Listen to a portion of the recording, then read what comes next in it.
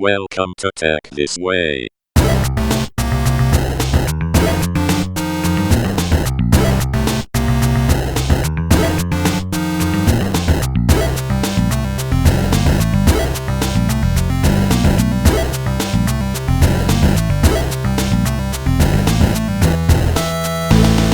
Good afternoon. Assalamualaikum. Waalaikumsalam. Thanks for coming to Tech This Way. Thank you. So I have Silmi and Manisa from Brand Geeks. Yes. So we met Many times. how many years ago? When Oh wow. That 3-4 was years. much earlier. You just shifted to Maybank masa tu. okay. Then that is 2012, 13 macam tu lah. Yes. So anyway, thanks for coming in. Our Ba- pleasure. Basically, it's just a casual chat to find out more about you guys and how you guys are helping out with the entrepreneurs, the startups, kan? But more interestingly, is how you guys met and then ended up where you are What? here. Itulah paling seronok. I want to get out of here. Itu soalan yang tak dijangka. I was talking professionally. Oh, okay. Whichever comes with tu. It's very intertwined. Exactly. So you can go as far back as you guys want. Oh, we go back a to share long the time. story. Actually. We Don't got really time. go back there. We got time. Okay lah, I'll get the ball rolling lah. The fact is, we've been crossing paths with each other since school days. Oh, kat mana? We were both debaters for our respective schools. 1990. Okay. So, we got cross paths lah. You were which school and which school were you? No need to mention lah, these are the debating schools lah. Debating school, okay. Kau nanti dapat hate mail kan masalah. Or you guys were that bad or you were that good? Kind of depends. But anyway, so you guys tend to clash lah. Actually, our teams didn't meet kan, but we were kind of just crossing paths. Yeah. And, Okay. the different people would kind of stop in the middle of the hallway and chit chat, and Right. then your typical high school stuff. And then we cross paths again masa uni days. Right. Yeah, but masing-masing. I just need to move the mic. Speak Bit more? closer to the mic. Yeah. Is that better? If can you pull the mic ke sini sikit tak? Because you're facing me. Just pull the whole arm. Tak, just the top part. So you can move Okay. that. And then that's right. Ya. Nampak sangat kita noob benda ni. That's better. Really noobs. Alright. So yeah, uni days, cross paths, and then came back to Malaysia, kerja pun adalah sikit selisih-selisih, but we didn't actually get anywhere further until 2009. Hey? 2009. Oh sorry, 2009. Okay. 2009. About 11 years ago. Yeah. Okay. Sebelum tu just jeling-jeling je lah. Jeling-jeling je lah kan. Yeah. Then I like I baru tahu dia jeli kat I. Okay, so from your side, it was actually just 5 years ago. We had like common friends, yeah. And then itulah finally 2009 we started to get to know each other better. What were you guys doing then? I was actually in Maybank. I was in the transformation project. Okay. Being I was being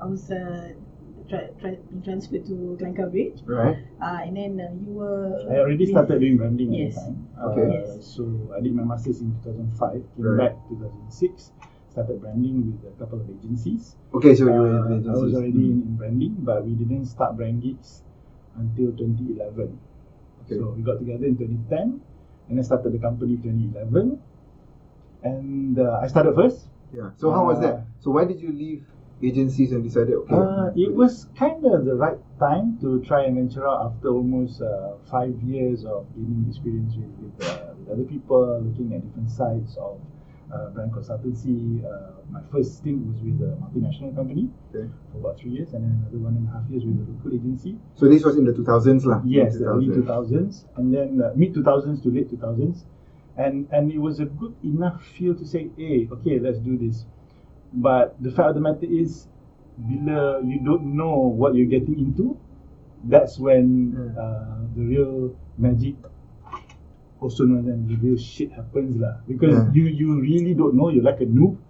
Let's do this. We can do this. In fact, ignorance is bliss lah. Kan? Exactly, because if That's you the only know, way. The only way that's the you only know way you that. will start. The only way you will start if you don't know what you're getting into. Yeah. So what kind of branding things were you doing at that point?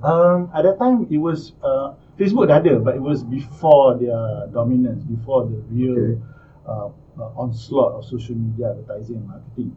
So it was still very much your corporate branding, all this very rigid kind of way of approaching branding.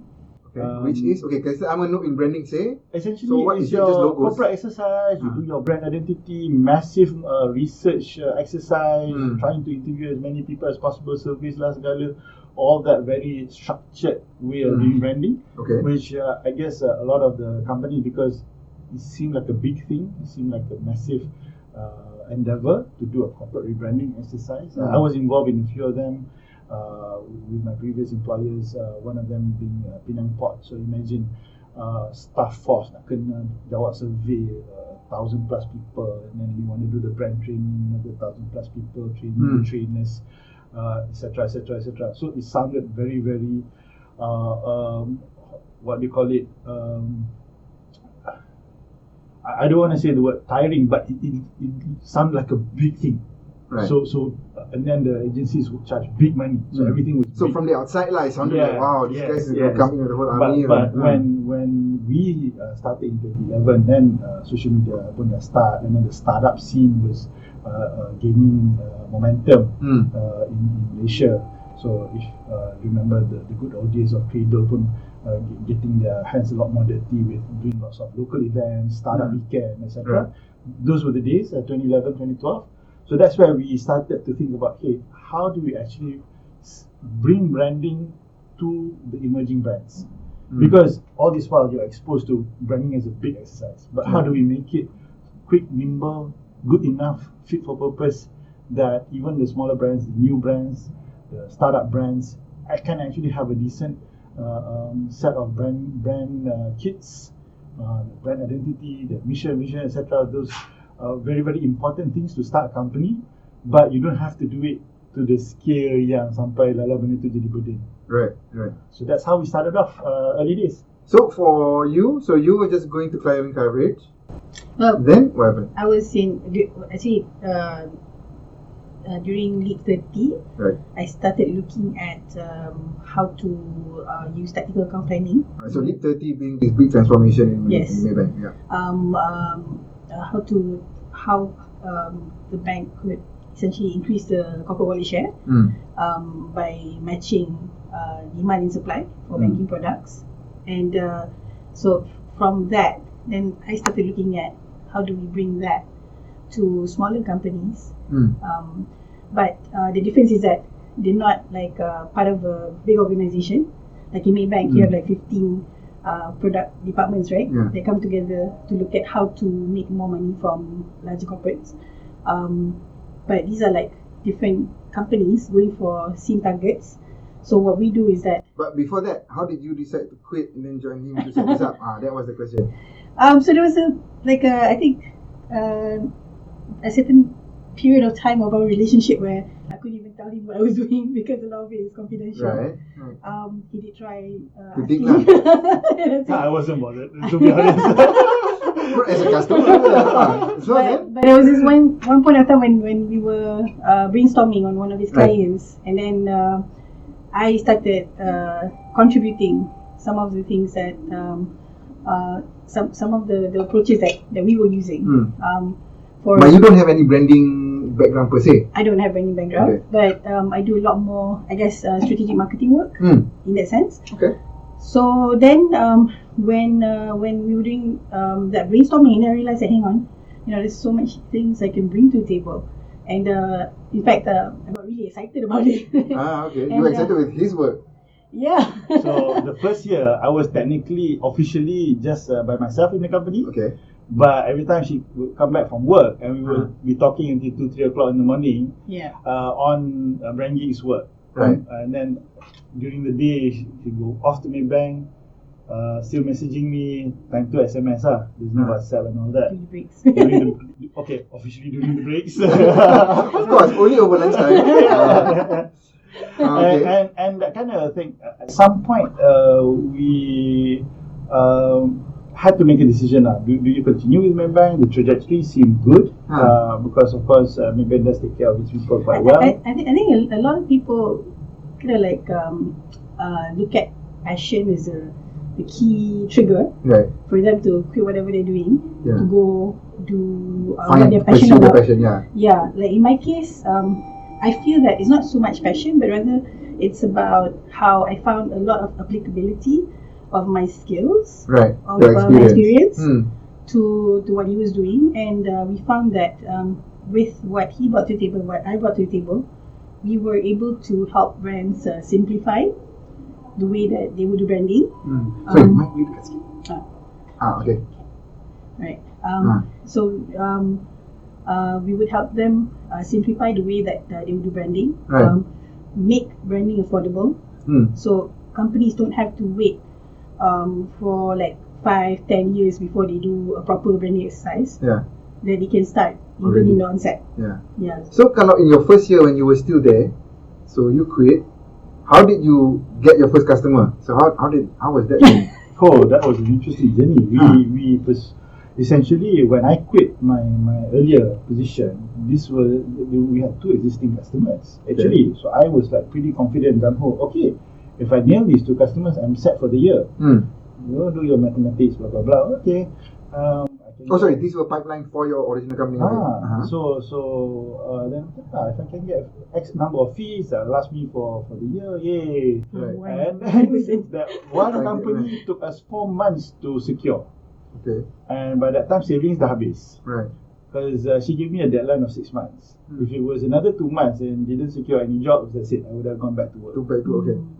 But we secured that client for only about 25% of the scope. Okay. Tapi Took longer for less work. Took longer, less amount of work, and less amount of fees lah. Hmm. But that was it. It was just a matter of just keep moving. I mean, if you recall Finding Nemo, masa tu dia baru keluar kot, I think that movie kan. Okay. And then Dory punya mantra was just keep moving. Huh. So it was just for one job to the next job I to the basically next said, job. you keep moving 6 months. If 6 months it doesn't work, then you gotta make that. So that's a decision lah. sensible thing to do, right? For people from corporate who Yeah. want to go jump out. Yeah. At least you had a bit of a net lah for him, Yeah lah. kan? And then we made the smart thing of getting her to join us yeah, full time. to jump, right? But at least that's when you so you got the snowball in terms of customer Not scale really lah. snowball lah, but we The had- ball was rolling The lah. ball was rolling. Okay. Ever so slowly, but it was rolling. And alhamdulillah, if you're talking about 9 years later, we've never stopped working. Maybe 1 or 2 months of a gap in between assignments, but generally for 9 years we've never stopped working. There's always a client, and as we wrap up one client, we get another one, another 2. I'd say we have had angels who have helped us out along the way. I'm not talking about the angels investment, but rather angels who've helped given us the right direction, Right. advice. So like in the beginning, we met quite a few of them during startup weekend. So what we do is that once we've found a few people that say, okay, you can come back to us and talk to us. So we kept seeking their advice. And we had like Brian Crowley, Chok Hui. She's been our angel like for the longest of time. Okay. And then Wayne Wayne Lim of MSME. I think there was this tough stage where we were trying to figure out the package for SME. This at the beginning lah. No. Or This was after. halfway through, It's like after because 4 years? we were doing Yeah. quite okay with a certain track. What do It you mean? was more of the events entrepreneurship training track. We were doing Okay. quite okay with that, and that was between 2012 to 2015. But 2015, something happened where it was a bit of a setback, and we pivoted. But we said we cannot stay in this not what we call non-core, because it's So training. you're doing events. Entrepreneurship and branding training, Yes. workshops, a lot of those kind of Because we boot were- camps. But the customers were who? The customers were the government agencies, I see. but not A sustainable. lot early stage lah. Right. Actually, the first opportunity we got was from Anwar Nazrin Okay. with For credit. CIP Timur Charge. Mm. And actually, that group, it was an amazing group. We had My Taxi, Okay. So at that point, you guys were helping their brands lah, the brand building for those So the companies. first 4 or 5 years, we were on that track of helping agencies or entrepreneur sponsors, so to speak, helping them brand their babies. Right. Yeah. But they were not our babies, Yeah. specifically. So they were all on their program, like the CIP Yes. program, and then you guys came in as the SME lah, the subject matter experts on Yes. branding Mm. to help them. Okay. Yeah, Okay. yeah. And it was decent money. Hmm. It's just that after 4 or 5 years, after that certain setback, it really gave us a wake up call. Say, look, this is not core. You're not building your clientele. You're not building your track record. Our mission is to nurture legendary brands that change the world. Right. So when you go through all these different accelerator programs, you find that when it comes to the impact of what you do, it really depends on a lot of things. Do you find it was a bit more light touch because they're just a group of companies that you're kind of just helping, rather than I think like you'll be looking at out of 10, maybe like you could out of 40 group, you'll be good if you can find 5 that survive. yes, exactly. And actually make something out of themselves. A lot of them, they're startups, new companies, emerging companies. So naturally, the dropout rate is very, very high. Yeah. And we were fortunate that the clients that we started working with on their branding, based on their feedback of what we were doing for them, we started to improve and I guess firm up our offering for them. Okay. We started to digress a lot more from what we started from. So it wasn't just that straight up consultancy where you give advice and people, go ahead and execute it if they can. If they can't, then they just fail. It's not like that, because they need help. Okay. So to execute as opposed to just the plan. So we help our clients with even the acquisition campaign. Sometimes we even help them with people issues, because sometimes like in the team, maybe the combination of people is not right. Okay. Yeah. Internally, okay. Internally, yeah. I don't think we've had to help with relationship issues, but so far. Yes. I shall not give details, This but is normally between founders or between founders and their staff. Yeah. between founders lah. So sometimes I get calls because sometimes they have a relationship that goes beyond the business. yes. So we Like kinda, you guys. Yeah, pretty much. Okay. So Some marriage, some not marriage. yeah lah. I'm not saying married, But they have a relationship lah. Okay. which is beyond the business. So we Yes. do have to kind of just sound out a bit lah, in the sense, okay, how do you manage this? How do you manage that? Yeah.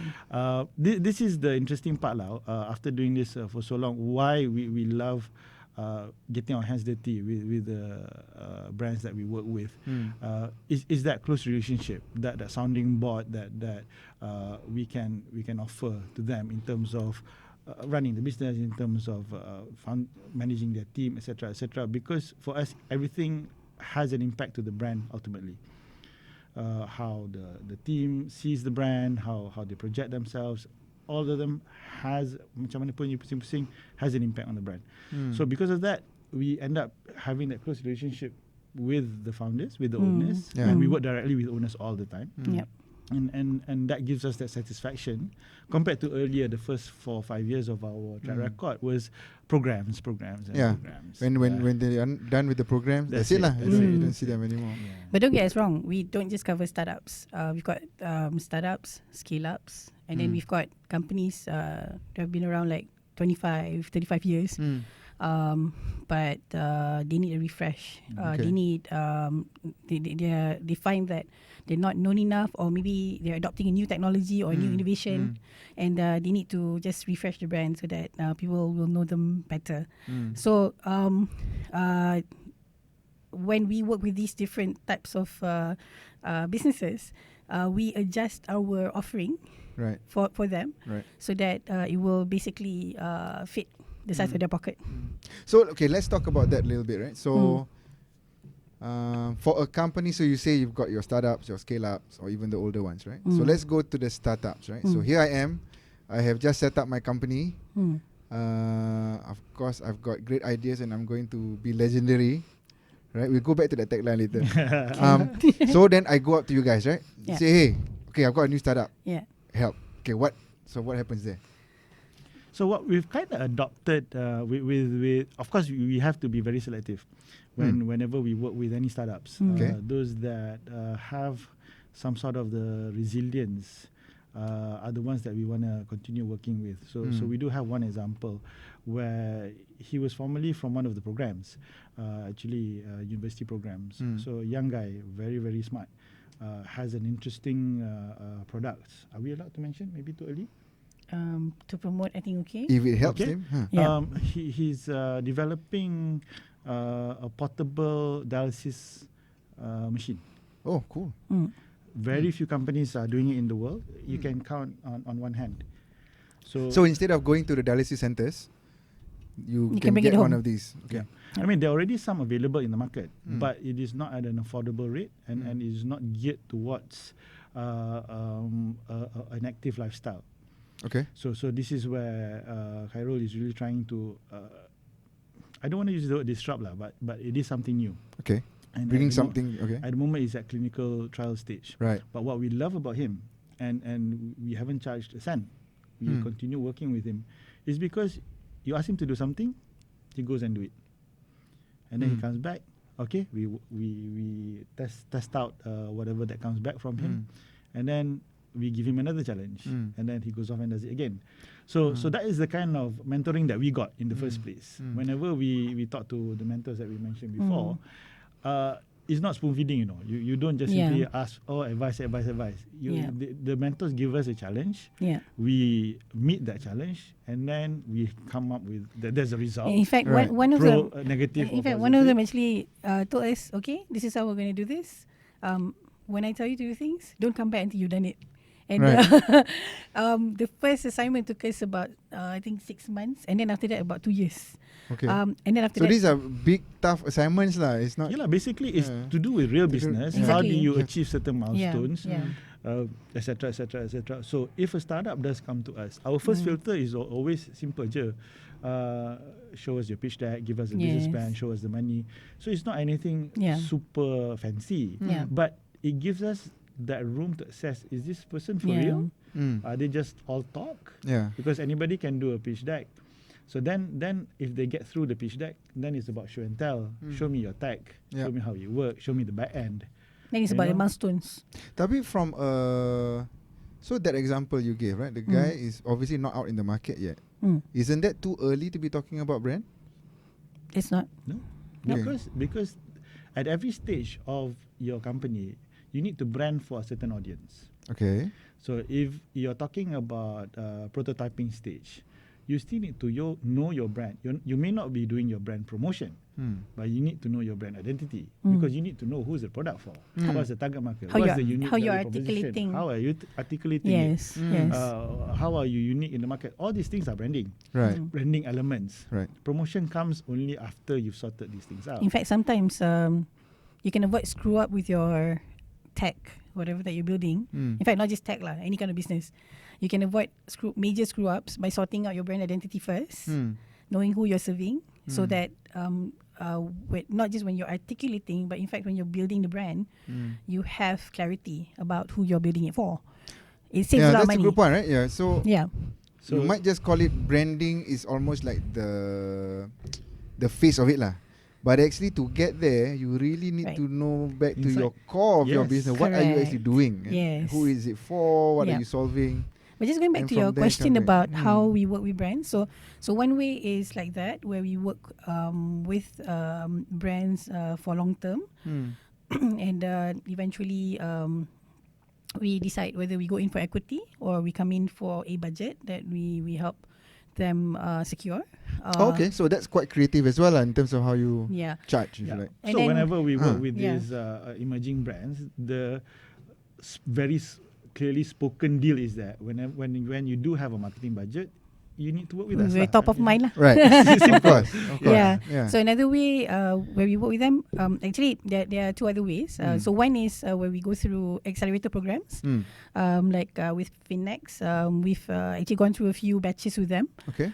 So we come in as a subject matter expert, Expert, and we meet their accelerati whenever they have a round going on.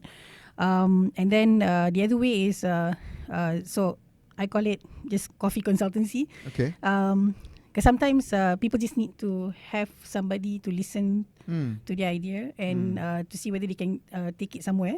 And I like it because it's very casual. Yeah. So And I guess they're more open too, right? Because they know Yeah. this is not, you're not going to judge me at the end of well, this my coffee, coffee right? consultancy is very different. They don't buy me coffee during consultancy. Okay. We talk first. When you make your first check, when you make your first money, then you buy me Then coffee. you can, We've Okay. got one right now. Yalah, COVID pun susah nak jumpa kan. Yeah. You can't physically meet people, but over the phone, quite an interesting topic is the person is somebody that is very very experienced in the world of refugees, Okay. helping out refugees. So Mm. many ideas, tapi cannot nail what is that one value proposition.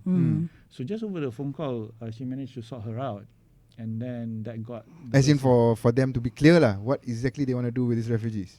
For a start. Hmm. But of course, everything is about how you go through the milestones. So at least And it's progress. some kind of a backlog lah, right? So Yeah. here's where you But it's quite prioritize. interesting when Yeah. when people tell me that, hey, you've really helped me to see this clearly. And then when I give them a task and I give them a deadline and they go, oh, I really appreciate that. I really appreciate that, you're happy for me to come back to you on this. And I'm like, Yeah, like pass the test. So what's a typical task when you say this must go out and do something? no, the thing about ideas is that ideas can be very, very fluid. And until you actually put it down on paper and clearly identify those different elements of a business, that is when you actually lock in your commitment to actually getting it done. Okay. So what I do is, there are two ways. One, I give them an outline of a business plan, and then they start just doing it in their version. The other way is we have our kind of ideation workshop where we have our worksheets, and then we get them to use the worksheets to guide the thinking process, and then out of that, then they start discovering elements that they've not been able to figure out. So how does all that tie back to branding? That's interesting. It doesn't sound like it's a like a branding exercise, right? But that's the reason why I said at the beginning how branding has evolved from how I started with being very very corporate and very regimented. Here's our product. Here's our service. Nah, Yes. go and brand this and sell. Yes, but now it is because as people treat a brand as an experience. So an experience can cover a service, can cover an app, can cover a mission, a purpose. So all this makes it all tied to branding, because at the end of the day, you need people to part with their cash Yeah. somehow or other. Yeah. You need to make that sale. Yeah. So by making sure that when we talk about branding, it actually does cover the right aspects of your operations, even though we don't say we are finance consultants or operational consultants, but it touches. There is that touch point with every part of the brand that you need to take care of to make sure that it ties back to your core, to your mission, to your why.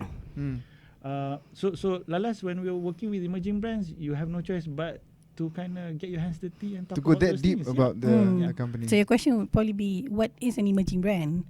When you talk about emerging brands, people tend to think of startups, right? Yeah. Startups or scales, because they're still figuring things out. A company that's been around for a long time, right? They may be comfortable with who they are, what they are, because they're making money, right?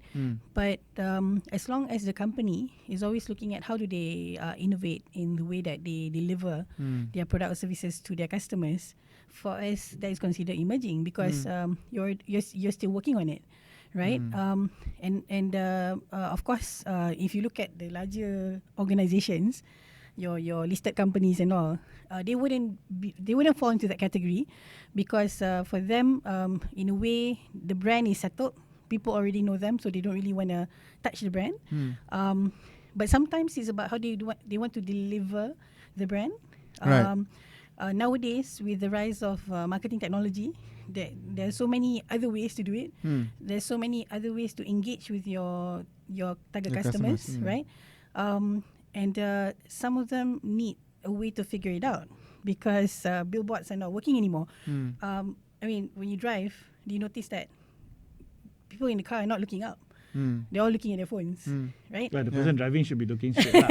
Yeah. Okay, And but they might other see than the- that, As I said, other the other than- people the in the other car. people are all looking at their Yeah. phones. I don't know. Sometimes the drivers are as well, right? One-handed. Okay, if you are there, you better know. Yeah, so Yeah. with all these new things coming up, even existing brands are finding that they need to figure it out. So when you talk about Facebook ads, Google ads, those are things which are now very common nowadays, right? But there are other things like, for example, like the usage of chatbots in your website to facilitate 24/7 sales, Yeah. right? Yeah.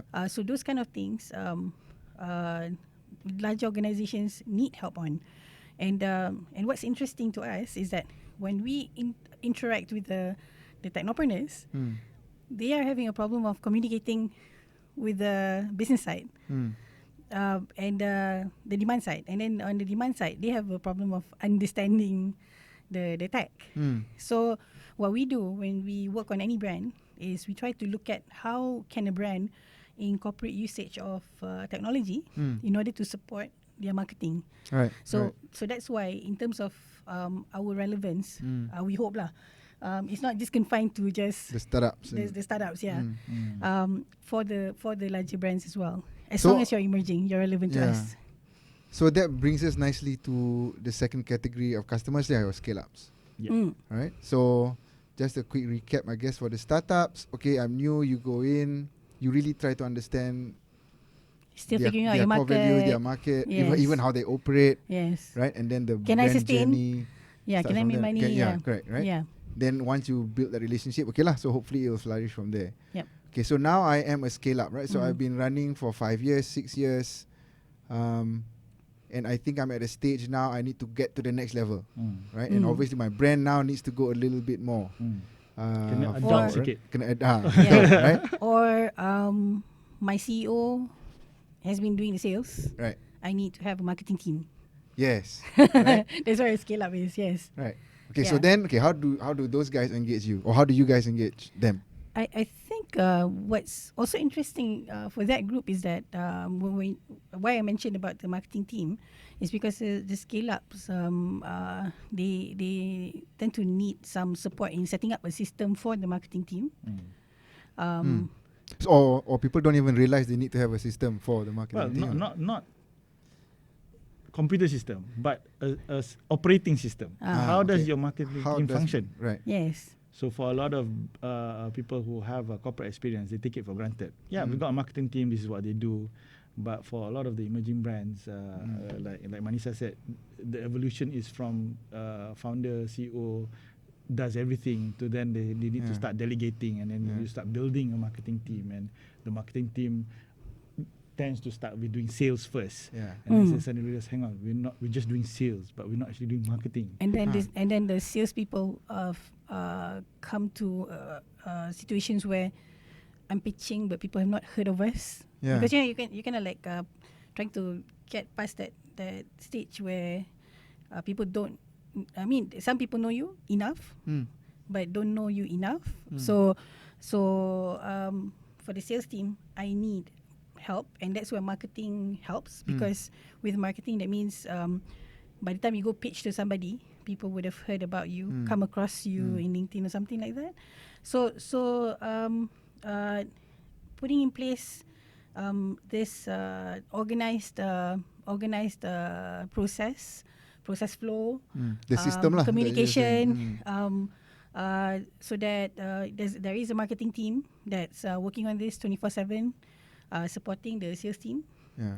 And an example for one of our clients, they've already subscribed to HubSpot, and then what we did was we worked with the marketing team to put together a process of the kind of marketing that you do. How do you capture it on HubSpot, and then how do you create the conversion path Yeah.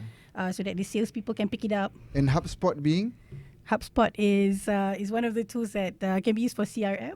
okay. Actually, CRM, email marketing is like it's a lot of things all in one, and It's one of the Swiss Army knives for marketing tech. yes. And we use a combination of tools, HubSpot being one of them, MailChimp being another one.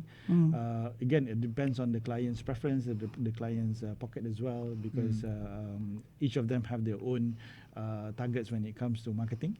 So we do introduce certain teams to these marketing techs, because then it makes the automation and the system much more efficient. And at the end of the day, the biggest cost is always staff.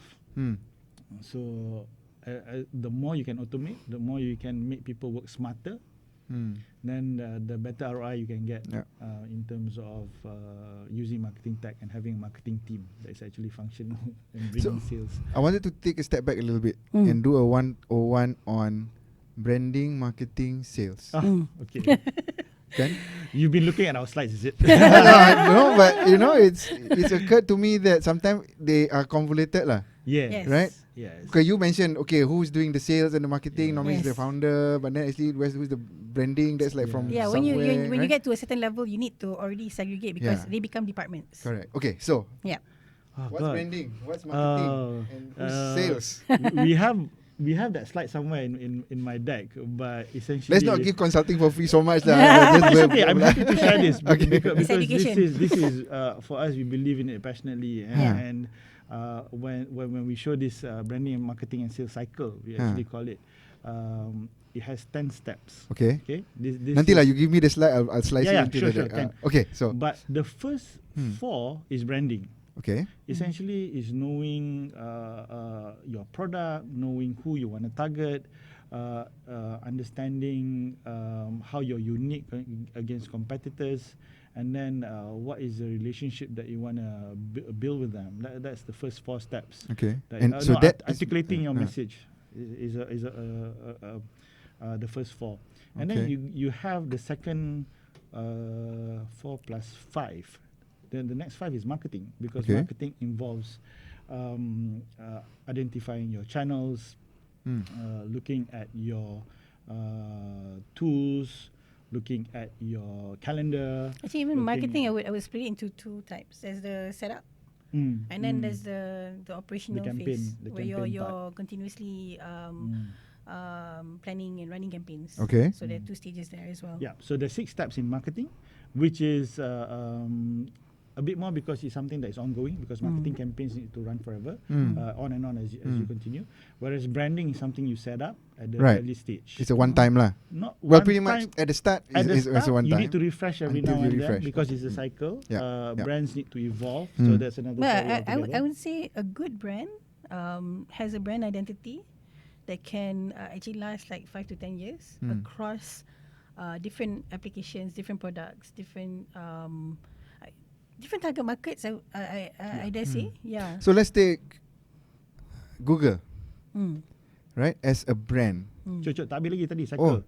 So Oh betul, branding, yeah, Jadi yeah. marketing? Okay. branding about 4 Okay. steps. Marketing ada about 5 steps. So marketing. So you were saying one is to look at more the planning side lah, setting right? up your tool, setting up your channel, setting up your Yep. team, and then the Then you second do half, your actual campaigns, campaigns, okay. your marketing Yes. campaigns, etc.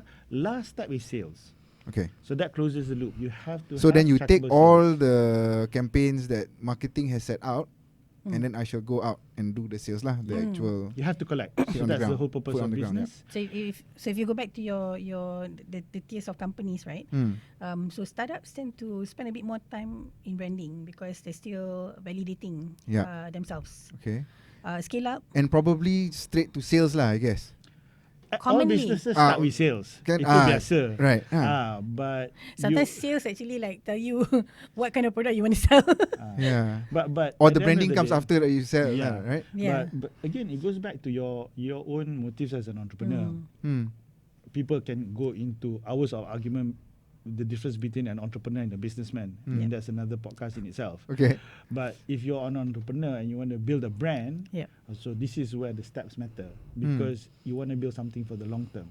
And you know that when you set up the brand can even outlive you, outlast you as a human being. But the brand needs to evolve.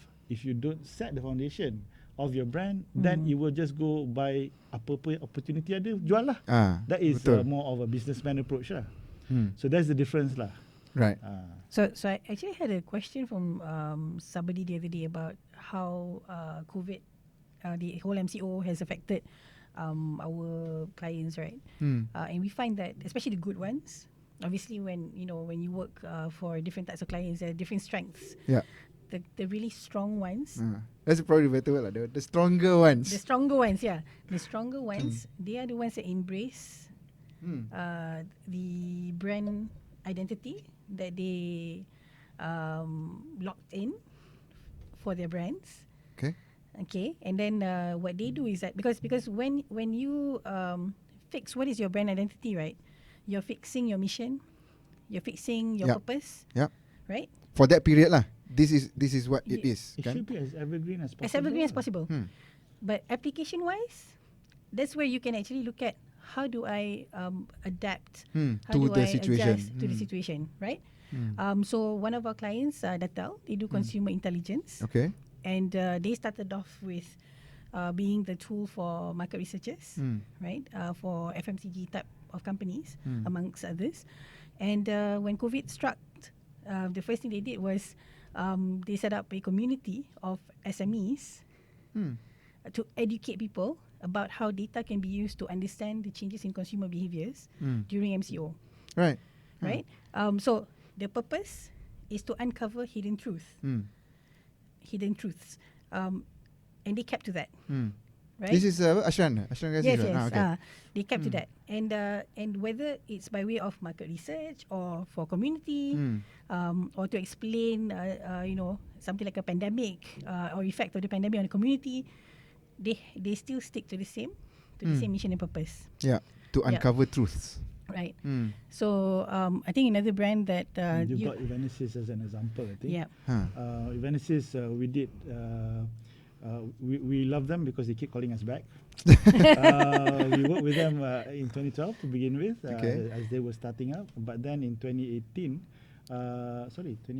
late 2018, they were scaling up, and the brand needed to adopt. So we had another round of refresh, and at that time, the mission was about empowering better event experiences powered by Evanescence. Okay. So it was really tying events with technology, event technology.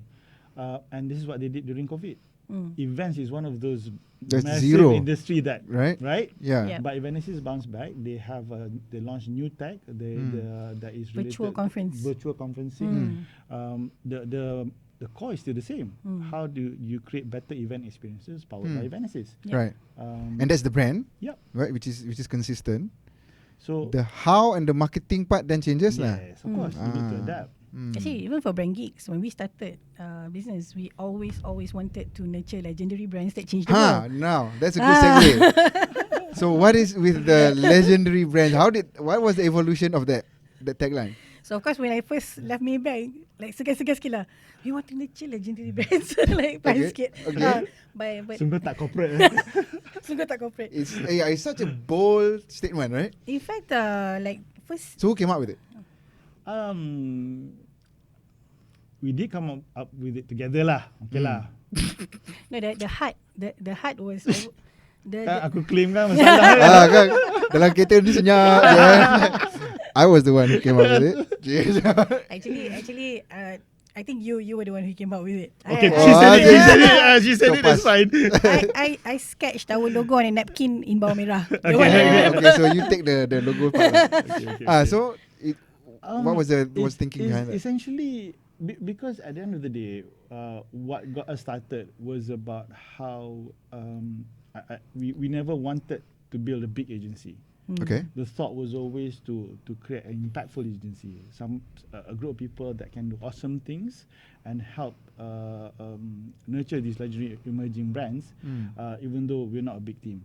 And we gravitated towards the technology brands, the startup brands, because they have that glint in their eye in terms of how they can do something different and They make a still change. ignorant lah. Yeah lah. Because at the start we were also there. What? Bling, bling. Crazy ones kan we not? were the crazy ones at that time. But as we've gone on, the sentiment, while not as naive as before, and I think the technology ecosystem in Malaysia has changed a lot, has matured in a way. You don't have those bling bling anymore. A lot of people are a lot more grounded nowadays. Yeah. But the mission is still the same because by putting in the right foundations with these brands, making sure that their brand is something that can stand the test of time, that can evolve, it gives them this very, very important foundation to weather the storm, which with this whole COVID thing, everybody is being hit. It's a you test can lah, see- real yeah, test. Yeah, and you can see that we're going to be in this test for a bit more. I think 2021 was still going to be challenging, but making sure that brands that, even though they may not be big, their brands are not there yet, but making sure that they take care of their branding, that they are passionate about what they do with the brand, they're passionate about how their customers see their brand, and having that nurturing attitude with them gives us a lot of satisfaction and gives us a lot of, hence why we talked about the relationship we have with our clients.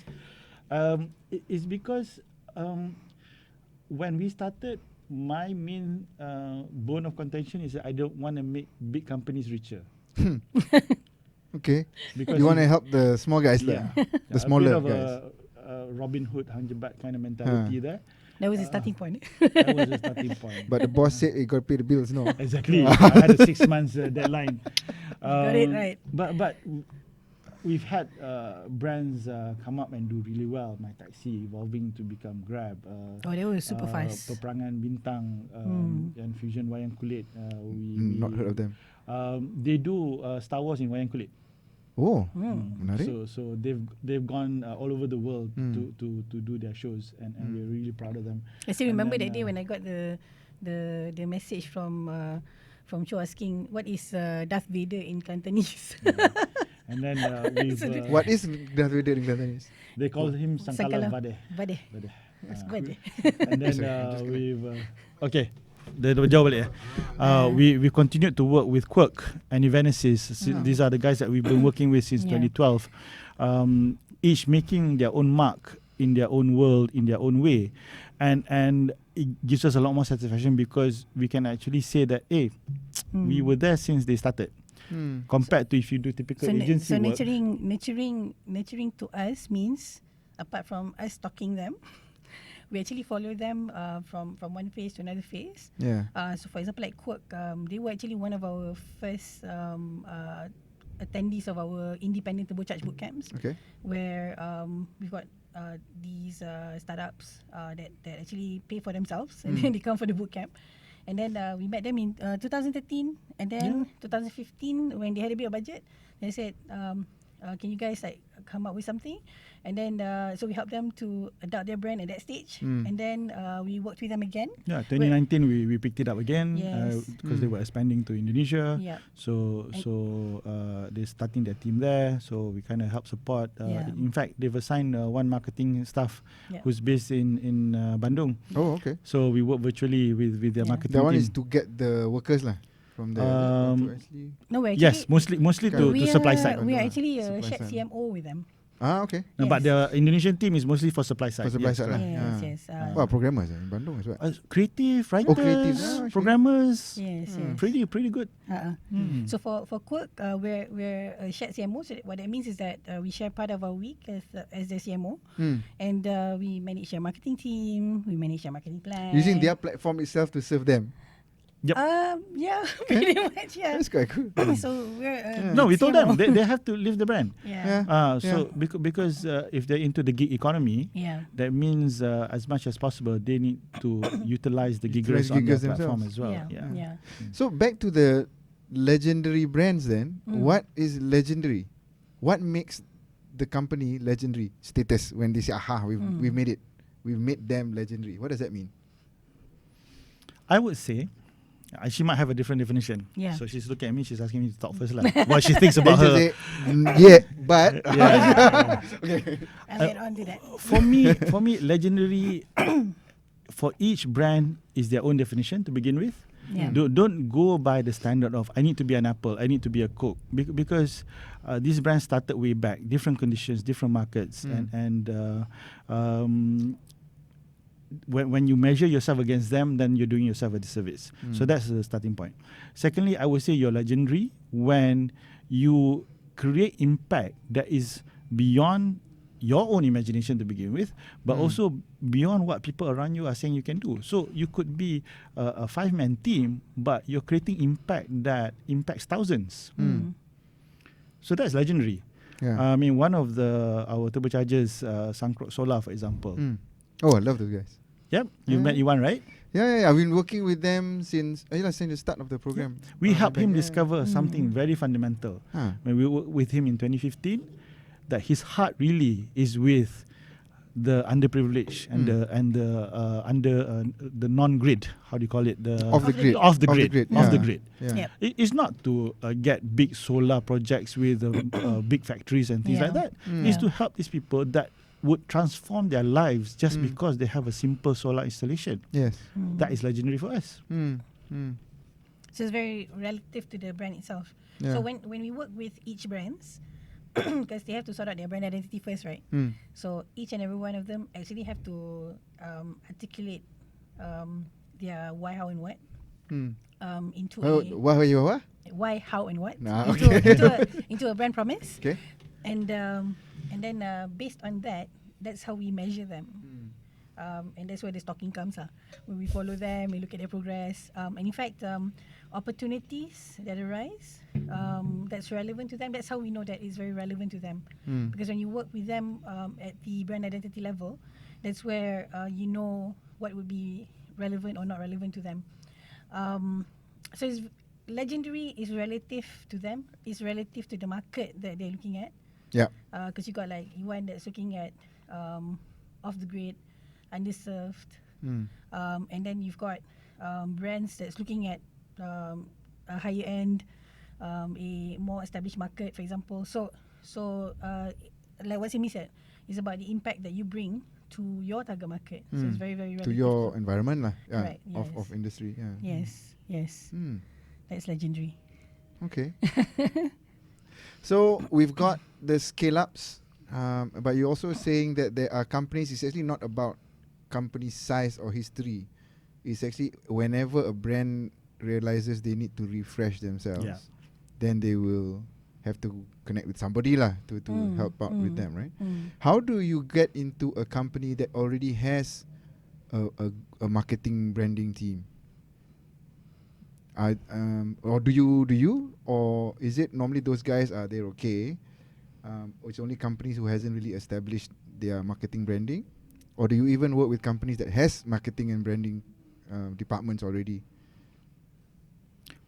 The honest truth is, we tend not to work with I people was about who. to say, be careful what you're going to say, because this is going to go on social media. No, for the it's- yeah. for the very simple reason is we don't want to just sell something. Yeah. So we've had a lot of requests to just do me a quick logo or do me a quick Facebook campaign, and normally the talks don't proceed much further. Is when we don't see how we can actually add a lot of value. Because at the end of the day, if you just need a digital marketing campaign, there's a lot of people that will offer it cheap. And I don't want to go there. I don't want to compete on price. Here's a RFP lah. Please respond to this RFP. And some of Get them it right, even ask us to do speculative work. Oh, you come up with the concept first, you do the design first, and then I'll see lah which one I like. We've kind of acquiesced to that a few times, and it hardly ever pans out because at the end of the day, it doesn't play to our strengths in the sense that our designs, because we do have a full creative team, but our designs are always driven by the brand identity. But I think So let me just finish off okay, my sentence. finish off and, So when add we get invited by these companies, we do appreciate the invitations, but unless we can see how we can add value at the strategic level, and we can influence that kind of thought process and decision making, Yep. it's very difficult for us to come in, because then they would just want something cookie cutter, or they want just something quick, and it tends to be cheap. It's tactical lah. Something tactical. I don't mind tactical, but if they're like a beauty parade, I just want the cheapest, It's just the quickest, visuals. and it's just the Yeah. visuals with no strategy behind it. Yeah. Then For we back example, away like, lah. I like clean. I don't like something with It too much becomes a colours. personal preference of the boss, for example. Yeah. How Yes, to yes. do strategy when is Yeah, the correct. personal preference of somebody that we hardly even get to meet. Yeah. Yeah. We're This is how the talking bigger about- companies lah, We're they all talking tend to about, operate. with the changes in, say, generation, the changes in consumer preference, how your brand needs to look at, adjustments to fit the preferences in the way they want to engage with the brand, the way they want to utilize the brand. So if the company is very, very comfortable with how things are, and they're not very interested in looking at those kind of adjustments, it's going to be pretty hard for us to add value beyond that, because we don't just do designs, we do strategy driven designs. Yeah. Yeah. So we need that in the jobs that we work on. So I was going to add on was that is also the second generation businesses where The children has taken yes, over. when you have especially millennials, some Gen Zs, Gen Y, Gen Zs, that take on the second generation, the authority or management roles in the company, and they're interested to take on those changes. Right. Right. Right. But of course, we are aware that sometimes it's quite hard for the stakeholders to kind of like allow their children to just go and change everything. Yeah. I've built this company for 30 Right. years. You wanna? It's been working, Yeah. Why do you want to change? Yeah. But these second generations are the ones that want to change. In fact, I see movement in the CMO circle as well. There are Okay. more and more, I think, younger Gen Xs, Gen Ys, who are a lot more open to using different types of tech tools. Who are different ways CMOs of- lah? You saying? CMOs, okay. yeah. So there's second generation, then there's the CMOs. So we'll be seeing some interesting developments in larger corporations as well with those kind of changes. Okay. Mm. Okay. Two things before I forget what they are. Number one is, let's go back to you as Brand Geeks itself as an organization, right? So we started with you, And then her. and then her, and then We've had No, no, a good number of people that have joined us and helped us at every stage of our development. The majority of the people that we bring on board, of course, tend to be designers. okay. And we're also building up our web team. So we've done a UI UX design as well. We help the Evanescence with that. And then we're looking for more digital brand transformation kind of jobs. Okay. This is where we're also beefing up our strategy team. Strategy, Content creators. content creation, digital marketing. So as we realize that Gen Ys have the talent, because we don't hire Gen X, because we're Gen X. So there you go. Gen X's do the hiring. Yeah, Come on. we're old already. Yeah, it's time for them to take over. Yeah, so for us, what we appreciate about Gen Y is that they do have that what they call it, aptitude for technology, and they have these creative and fresh outlooks on the different types of marketing that we execute for the different clients. So we're expanding the team, we're evolving the team as well. So when I first started out, it was me and one of my good friends. Give you a shout out to Fazli or Pali. Was Pali. my first designer that we worked Okay. together. But of course, he's evolved his skill set, so he's doing quite well as well. Even doing photography and stuff. And on our team, we've been able to bring a lot of things in-house as the years has gone by, from design to web design to photography to videography to UI UX design, etc. etc. And we plan to look at how we can help brands execute their marketing campaigns a lot more technology focused in that sense, because you can't run away from it. I mean, you have to embrace it, otherwise you end up still going with flyers and billboards, and it just doesn't make sense anymore. So the second question was actually about that. How do you guys see the evolution of marketing and branding, pretty much marketing side lah, right? In those days, it's all the above the line, below the line, Yes, and classic. then it's kan. Cik, I tahu sikit-sikit. Yeah. And how have you seen the evolution from those days to marketing and branding today, and the evolution of the tools that you need now that you didn't even know? We've kind of had touched before? about some of them earlier. Yeah. lah. I'll start off because let's start with branding first. We always start with branding. Right. Okay. Branding itself has evolved. A brand is no longer that one logo, that's it. It's fixed, and you have this thick brand guide that everybody has to follow exactly, and etc. etc. A brand needs to be adaptable, needs to evolve. Even logos now need to be responsive. Sebab on screen different, mobile different, web different. I think BMW one has just come up with some new. So even logo or something, even in the logos itself has to be responsive. So brands need to be adaptable, need to be responsive. So You need mobile app icon. Yeah, if you have exactly. an app. So that has, I guess that's a fundamental change, right? Yeah. Before the logo is that's it. Okay lah, every 10 one years it might color, change. no change. Now Yeah, I'm just thinking Shell lah, for example, right? Exactly, I remember all the exactly. evolution, right? Yeah. But even though it changes, but when it changes, now that's fixed. Yeah. This is the new one. It takes like 30 years to change Okay, maybe even something, longer. right? Yeah. But you're saying now, okay, now that is, but even that one design has now, it must be able to be responsive and dynamic. Okay. Yeah. So that in a way is symbolic of how branding has changed. So then when you talk about marketing with all the technology and all the fragmented audiences that we have, and dulu Facebook dah cukup advanced, and then now Facebook is for old people, and then it was Instagram, then it was Snapchat, and now it's TikTok. There's always going to be whatever new platform. So marketing is evolving. That is on the consumer side. On the B2B side, LinkedIn is gaining some momentum. But then you have all these other tools to automate. Then you have the predictive tools that are coming through, the AI So let's go tools. into the tools a little bit more, right? Yeah. So during the days of Facebook only, okay, like you get one junior guy, okay, you jaga my Facebook, right? New posts. Yeah. How has that evolved now in terms of automation and all that? Well, one thing for sure, I think even Facebook itself has been like changing the way that they are allowing you to manage your reach. How you do profiling for ads, and then even their products have changed, or they've diversified. It can be locality based. Okay. It's like you can like choose to promote within a certain area.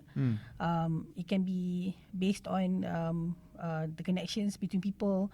So even Facebook has not stopped changing. Right. So for a buyer on Facebook, so these are the options now available to me lah, in terms of how I want to target my customers on Facebook. Is that what you're saying? What I'm saying is that now Facebook itself has diversified, but Facebook itself is not enough because fundamentally, if you take a step back and you look at the target market, right, whether it's B2B or B2C, there is a person that you're trying to reach. Yes. Right? The question is, are you trying to reach them in a professional setting or in not a professional setting? Are you trying to reach them whilst they are gaming, for example, playing a mobile game? That's how I Actually, watch. yeah. That's right. My ad consumption in 90% is in-game ads Or rather than other The media. social media. Or are Which or are you trying to reach them when they are consciously looking for deals? For example, like when somebody goes into Lazada or Zalora, you're consciously looking for deals, right?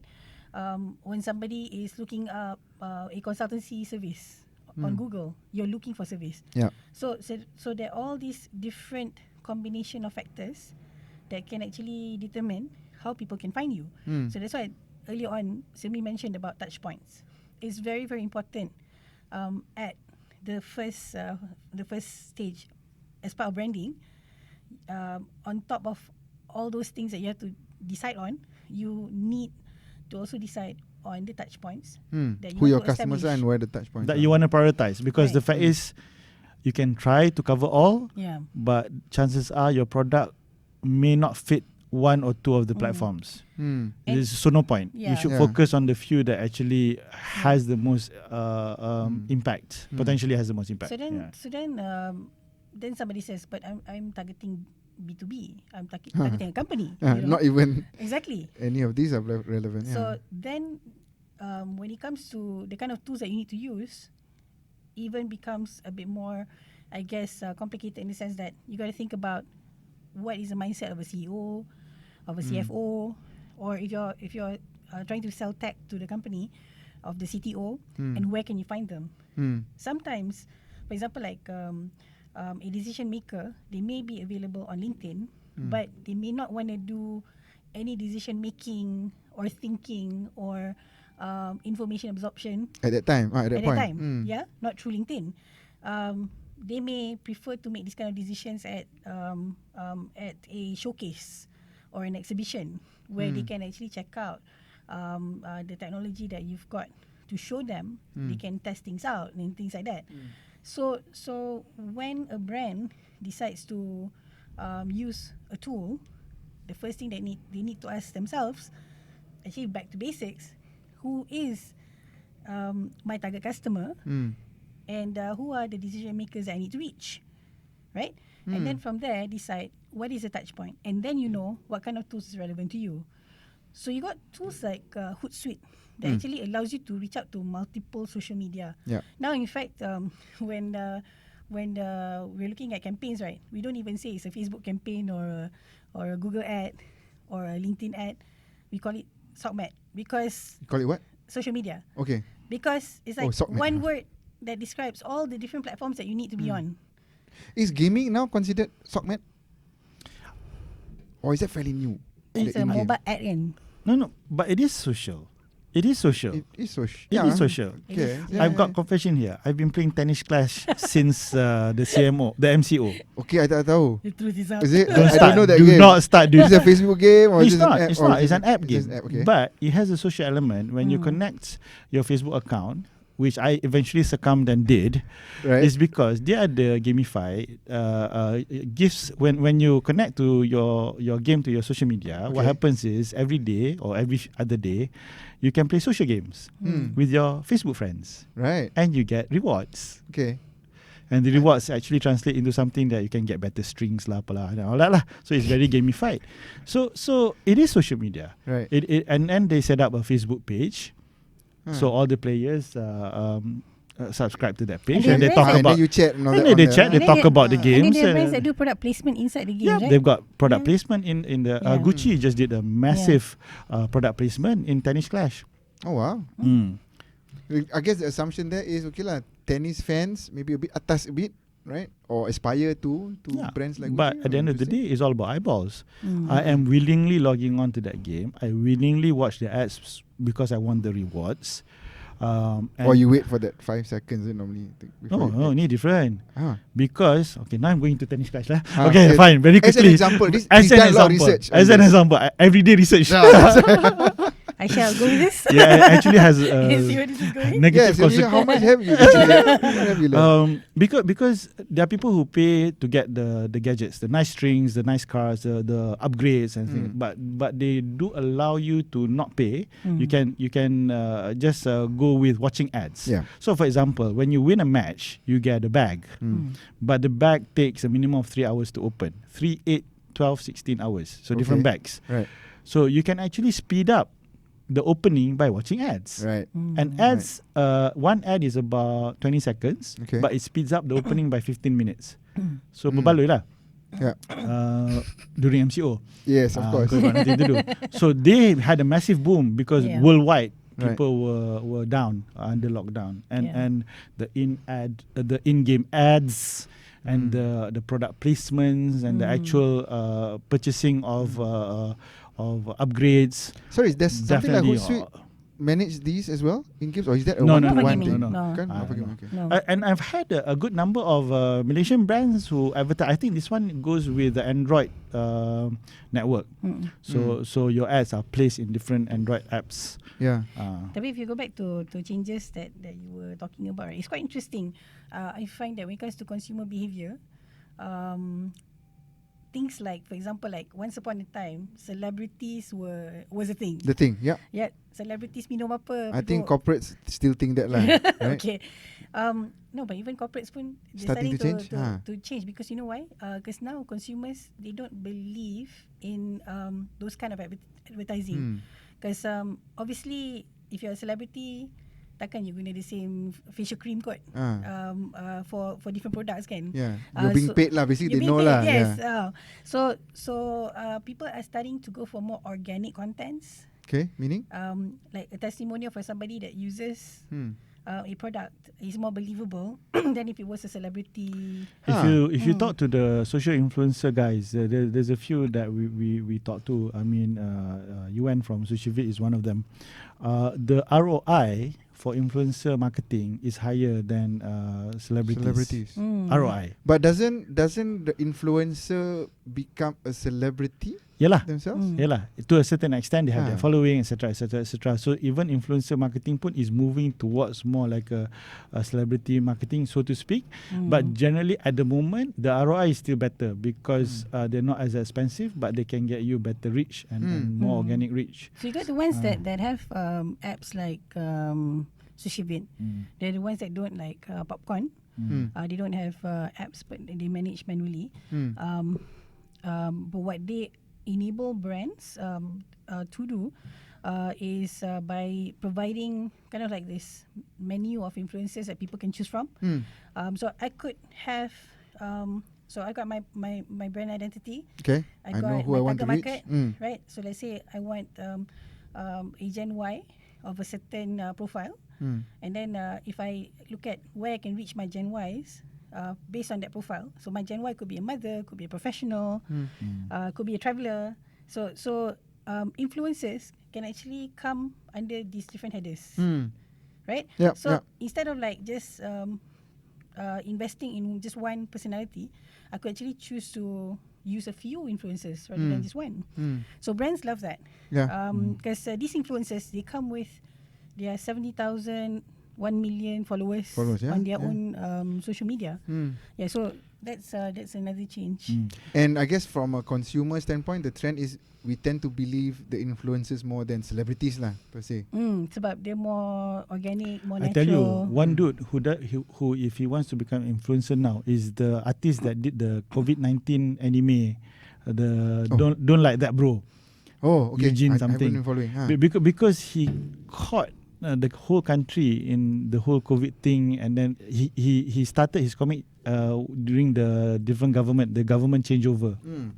And then it evolved into the whole COVID thing, and then blah blah blah. So that dude, if he wants the to one do, that cartoon right there. yes, That And like then you- superhero yes, cartoon. yes. Okay, So okay. imagine if he wants to become an influencer, people would follow him because they love what he's doing. And then Yeah. I'm telling you, if he's hearing this and he's doing merchandise, I would buy. I would buy already. Yeah. But this is the nature of marketing. So I'm going Yeah. back to why people are influencers, why the tools matter, why the different platforms matter. It's because it is ever evolving. So It if is you, ever if you go changing. back to companies, right? Another shift that we're seeing is that a lot more companies are looking at investing in their marketing team, Yeah. and they're looking at their marketing team being able to do certain things themselves. So, for example, like with Canva, Design AI, is it there yet? Or Design AI is one of the Yeah. local players that is trying to Yeah. do the same thing. so Shout out to Warren. with, Yeah. with these I had him on the program. Okay, Kan? cool. So yeah. with these kind of tools, so what companies are looking at is my team being able to do these things without me Ourselves, having to yeah. outsource, Yeah. right? So that's another shift that we're seeing, but it doesn't necessarily mean that the training market is going to increase because of that. Not necessarily, because see the thing about these tools is that they try to educate by using self-help videos, for example. So people could study the materials and figure things out and be able to do what they need to do. In fact, the resourceful one would have just gone to YouTube anyway, right, to find Yeah. people to do. So the reason why for us, why nurturing is a very, very important aspect of our brand is because when we work with companies, we need to look at what's important to the stakeholder. If they want to groom and nurture their people to be able to do the kind of things that we do, then our support will be in a form that is more relevant to them, Yeah. to help them set up the system, the process, upskill their people. The design identity, so to speak, the design scheme, because the brand design can be very subjective. So when we do the brand refresh, we normally set the system, the look and feel, etc. But then the team can take over because we Yes. create certain templates Yeah. and certain. We do have a simple brand guide that we share. Yeah. We set it up on Canva, for example. Yeah. So we put all the templates, the fonts, Yeah. the logo placement, all kita dah buat siap on Canva, and then the team can do quick turnaround of simple posters, for example. Yep. So in a way, we have this weird thing, but of trying to make ourselves obsolete to certain In a way, clients. yeah. It's a bit Yeah. suicidal, isn't it? A bit suicidal, but because we believe that if they come back to us, it needs to be something that Yeah. is added value. Mm. No point you just come back to us for the same old thing, Yeah. and then you start questioning, why do I pay you? Why can't I do this myself? So, Yeah. so our stronger clients, they tend to embrace the support that we provide to them at each and every level that they're at. And as they progress, the difficulty level also increases. Mm. What Yeah. what we need to do for them also increases. So in that sense, we've been successful. Mm. For us, there's no point to keep our client at a certain level, Yeah. for them to continuously outsource to us. Mm. If let's say it's already time for them to have a team that can do these things. Mm. So the support needs to be right sized to what they need Yeah. and yeah. what I guess the stakeholder wants in Yeah. order to follow their growth. So I guess on that, you guys will have a whole range of customers being at different stages, lah, we right? do, So we do. they will grow. You guys grow with them, right? I've started providing counselling services apparently. But I think guess that's what some people need, right? Yeah, it's just Yeah. sometimes you just need to talk and they're like, Yeah. okay, I was just thinking there's this product I want to roll out, but I'm not so sure what do I do, those kind of things. I've had calls where partners call me at different times, and then both of them are saying, please don't tell the other person that I'm talking to you about this. Wow, And this then is you're like, like, the I better- confidential counselor. I better remember. Not very good at keeping confidentiality though. You know who you are. I'm not sharing the stories. spoken I'm still to good her. at that. I'm still keeping the Yeah. secret. Okay. Yeah. So in terms of what our clients need, there's definitely a whole host of things. Not necessarily branding and marketing, Yeah. right? But it affects branding and marketing, Yes. right? And I think when it comes to the whether we charge or not, that is the part where we're very creative with it. Because, obviously you don't really need to charge for everything lah, right? But what's important to us, because we're about nurturing legendary brands, we need to be there for them. Right. Yeah. Right. So with that, let's get on to the final bit lah, Okay. right? Which is looking forward for you guys, right? Mm. For Brand Geeks. So you've got to a stage now where seems like you found your niche, right? You've got companies that you're nurturing to become legendary. So where next? When is Brand Geeks itself going to be the legendary brand? I thought you were already. For us, is always a journey. I'm not going to claim that legendary Yeah. status until I don't know when, because for us, like I said, it's about creating impact for our clients and each and every single one of them. We do want to be known a lot more for, it's in the name, it's Brand Geeks. We are geeks about branding, but we are also geeks about branding and marketing tech. And that's essentially the next part of our evolution.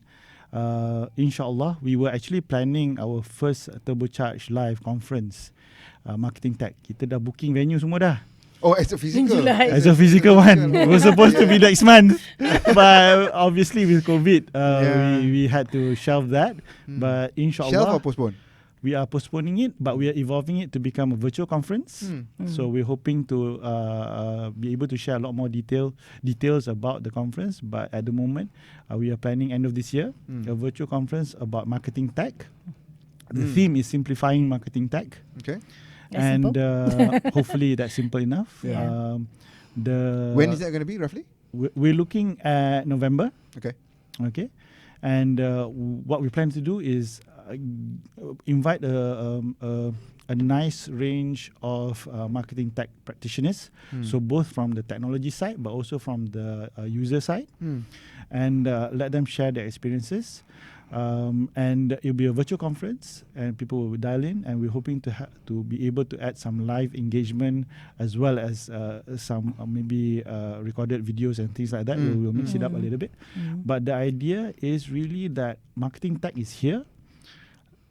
We need to embrace it, but let's make it simple enough for us to be able to adapt and adopt baby steps, and starting with Turbocharge Live as your go-to destination for your marketing tech. The domain is turbocharge.live. So Obviously booked already lah, because in July it was supposed to be on. Yeah. I've had the domain for ages.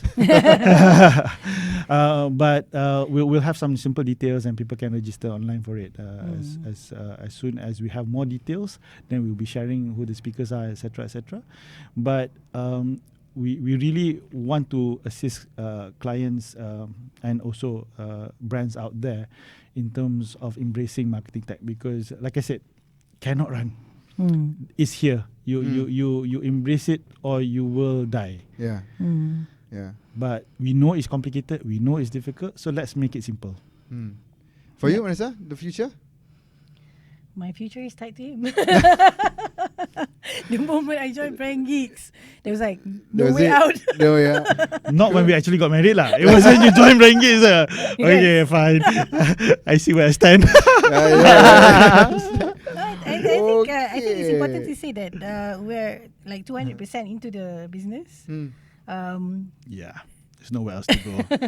Yeah, we've got our heart and soul in the business. In fact, even our children are telling us, look, you guys have got to learn to stop working because you're working too much. I guess it's not work when it's like, something fun to do together. Exactly. So It's got its ups and downs, but the mission for us is what keeps us driven to because each brand that comes our way, and macam you get excited, you want to see how they progress, and when they do progress, it's such a rewarding thing, and you build relationships with them, and it's personal to them, it's personal to you, and that's how we want to continue as we scale, as we continue to add on what we offer to our clients. That nurturing element is still going to be important, and this is where she does a lot of the nurturing, because strategic marketing is the more ongoing thing, and she leads that part of the business. Okay. So you should add on a few more thoughts about how you want to strategic marketing. I thought you were going to say like that's how we actually keep the peace. Oh yeah. In the business. Let's be clear the roles lah. Yes. Just one extra tip for couplepreneurs. Yeah. Everybody keep to your lane. Simple. Okay. Couplepreneurs. You say keep to your lane and then know who's the boss for what. Yelah, you keep to your lane lah. You obviously fight on everything, but then the one who's the boss for that particular thing that you're in charge of, you get the final say. That's the secret to happiness. Yeah. Surviving. And I think in terms of I guess my perspective of the direction of the company, I guess we talk too much to each other, with each other, kan? So I think sometimes what he says is like exactly what I'm thinking. Wow. Sometimes. Good job, bro. Sometimes. Don't ask me more tips. That's another podcast. How to align with your wife. I think we're more aligned on business than just say it out lah. Whatever your thought is. And my point is very simple. It's what the direction of the company is very clear. Turbocharge Live is the precursor to Brand Geeks 2.0. right? And what Brand Geeks 2.0 is going to be. You're going to have to call us back for us to share Okay lah, in more December. about it. Yes. Yeah, Yeah, so- that'll be interesting. So we're going to be working on Brand Geeks 2.0. We are working on Brand Geeks 2.0 actually. Yeah. Yeah, because all brands must evolve. Yeah. And we have been evolving, but we're gonna hopefully be able to take a bit of a quantum leap when we talk about Brand Geeks 2.0 is really embracing marketing tech, and that's gonna start in 2020. Awesome. Yeah. Awesome. Okay, man. Thanks a lot, guys. Thanks for having us. For coming in. That's been fun. Definitely we'll have you guys back again, right? Yes. Okay. Definitely when it comes to marketing tech, right? Any more Yes. evolution in that area, I'd love to have you guys back and have Yeah, an yeah, opinion yeah. on that. Great. There will be evolution. It's just Yeah. a matter of which direction Yeah. it gets more ahead compared to others. Because there's AI, there's automation, there's so many different Yeah. things. There's blockchain, but which one is the one gaining And, traction? and how do you gather all the data that you get from all that to be able to guide you on the relevant, I guess, directions that you or decisions that you need to make, and be able to then come to some conclusion on your ROI. Yeah. People talk about that a lot, right? Of course. Always. But how to use all the information coming from the different tools you're using, Yeah. which I wanted to get to earlier, but I didn't. How do you do that? Because I guess the old adage is always, I know half my adverts work, but I don't know which half, right? Exactly. But I think now technology will allow you Will to help, know yep, which half. at that granular level. Yes, Yeah. exactly. Yeah. So we definitely need to get you guys back You for that one. definitely have to call us back. That's a little bit deeper. Okay, guys. Thank you very Alright, much. cool. Thank Thank you. you. man.